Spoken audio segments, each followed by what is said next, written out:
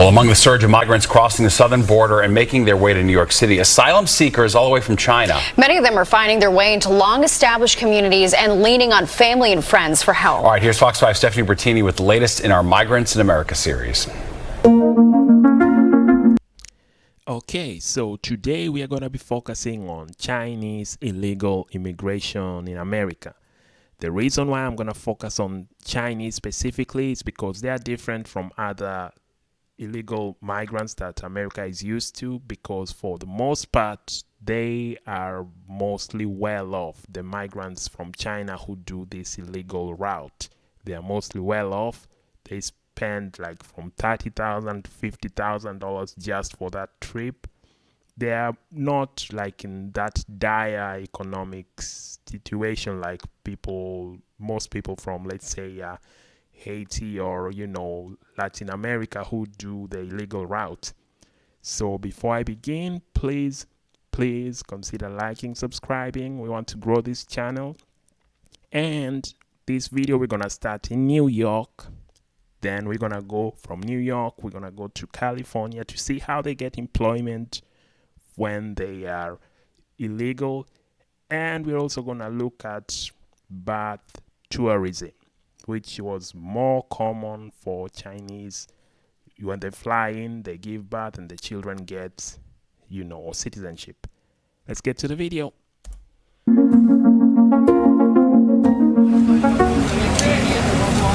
At just 23 years old, she decided to take on a dangerous journey across the U.S.-Mexico border. A video and a few photos captured on her iPhone during the process are the reminders now of the life she left behind. Tell us about the journey. I have gone through a lot of difficulties to come to America. I interviewed Ms. Chen through a translator at her immigration attorney's office. No, I won't. The question is, do I file? Edward Kucha has been based in Manhattan's Chinatown for decades. He says he's managing an increase in immigration cases related to people from China. What do you make of the surge? What kind of context can you give us? It's tough. It's really hard to put in context because China's huge. It's the middle class, I think, that are being squeezed now in a way that they weren't before, economically, religiously. When I asked Ms. Chen why she left China, she said, My family doesn't agree me to be a Christian, and also the country is not allow us to be a Christian. According to the United States Commission on International Religious Freedom conditions in China continue to deteriorate. According to the Pew Research Center last year, China's constitution says ordinary citizens enjoy freedom of religious beliefs, but authorities closely police religious activity. The Migration Policy Institute is tracking a surge of Chinese migrants. Julia Gilad is Associate Director of the U.S. Immigration Policy Program at the Institute. Some of the push factors in China, people were pretty frustrated with how restrictive the COVID lockdowns were. The economy there has had some challenges in the wake of COVID with high unemployment. And I'm sure some people are sick of living under the authoritarian government that China has. Like people from other countries long have, Chinese migrants are following the long-established routes of human smugglers. Through the internet, through videos on TikTok and other social media, we've seen a spread of information about how migrants can come to the United States. Did you pay a human smuggler? She says it cost around 50,000 American dollars to get here. Now, can you just believe that $50,000? I don't know what I could do with $50,000. That's a lot of money. So that's why I was mentioning that the illegal immigration from most of these Chinese citizens, it's quite different because they are well off. We're gonna come back to this video real quick, but I just wanted to go to bath tourism. This just happened very recently that bath tourism, basically, long story short, bath tourism is where a pregnant woman flies in this case was Chinese women. They would fly in pregnant and then they would land mostly either in California, and then they would be, give birth to the child because, of the 14th Amendment, the child automatically gets citizenship. Now, this has been in the news a lot lately because, Trump came back into the office and he wants to get rid of the, citizenship through birth you know, if the parent came in illegally. I don't know if you'll be able to do that because that's a constitutional amendment needed. But let's see this story from CNN real quick. A California woman was sentenced on Monday to 3 years in prison because she was helping pregnant Chinese women travel to the United States and deliver babies who automatically became American citizens. Now, the lady basically was saying that she grew up in China back when they were having this, you know, one-child rule. Like, you could not have many children. It was one-child policy. So she decided to move to America and help other women who wanted to have many children. And I guess that means it's been going on for years and years, and she was finally caught. Okay, so I just wanted to show you that even as recent as this is January now, January 2025, some are being still sentenced for birth tourism. So they move in either through birth tourism or they do it, you know, illegally. So let's go back to the video where the lady had paid $50,000. Where did you get $50,000? It's all from my church brothers and sisters. They all support me to come. U.S. Customs and Border Protection data shows the sharp increase in CBP encounters with people from China at the southern border. In the 2021 fiscal year, the number was 450. By 2022, 2,176. In 2023, 24,314. And this fiscal year so far, as of March, 24,376. Ms. Chen says the journey out of China started with a plane ride to Thailand and then to Turkey. She says from there, Mexico. Tijuana, Mexico. Across the border, U.S. soil. She says she walked into the U.S. state of California. I asked who she came with. About 12 people, 12 migrants. From China? 也是从中国来的吗? Yes. How did you get to New York? My snakehead bought a ticket. A snakehead is a term used for a human smuggler. In our Migrants in America series, Where are you guys from? We are from China. You're all from China? Yeah. while reporting on the backlog at the Immigration and Customs Office in Lower Manhattan, we met a group of people from China waiting alongside others, mostly for matters pertaining to their asylum claims. We all want to stay in America. When it comes to the surge of asylum seekers seeking refuge in New York City, the data shows only 500 Chinese migrants in city shelters as of March. In city records, the Chinese demographic so minor it falls in the other category. It's important to realize that there are hundreds, if not thousands, of Chinese arriving in New York City every month. Professor Kenneth Guest is a Chinese immigration expert with insight on this new wave of Chinese asylum seekers crossing the U.S.-Mexico border and coming to New York City. Because they are able to engage and interact with local Chinese economic and social structures, they're not popping up on our radar screen. They're not. Okay, so sorry for pausing quite frequently, but as I was saying, these Chinese immigrants, for the most part, some of them fly direct to Tijuana like the lady did in Mexico, but others take the longer route. Some go all the way to Ecuador. Why Ecuador? Ecuador has a visa-free policy for Chinese immigrants. So the Chinese, they travel straight to Ecuador. They enter, they don't need a visa, and then from there now they pay, like the lady says, snakehead, which is another name for human smuggler. They pay them to take them all the way to Guatemala, and then they cross into Mexico, and then they go all the way up to, they enter the US.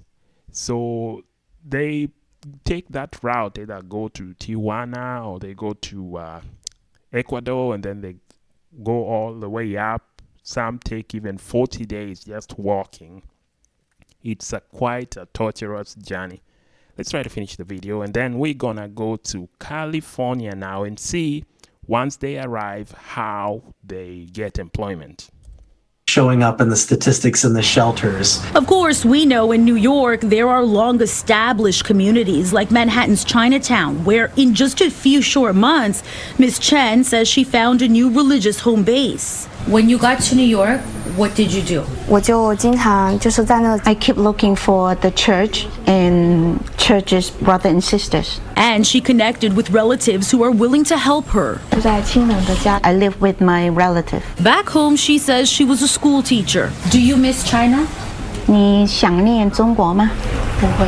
No. She left her parents and her younger sister behind. Was your family upset? 他们非常喜欢。 Yes.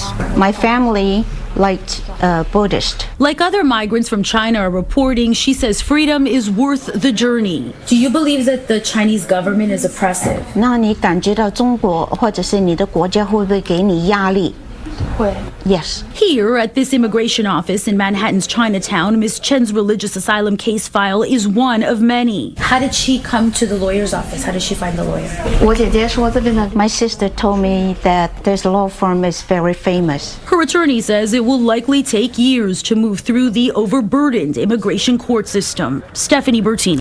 Okay, so as we've seen now, they come in and then they already have huge communities. Chinese have been in America for hundreds of years probably, and it's easier for them now because even if they come in illegally, the community absorbs them and is ready to help them out. Like, she already has all these things already planned before she even arrives. She has like where she's gonna stay. She has like lawyers, like where they're gonna go to start the process. They are ready compared to the other illegal migrants.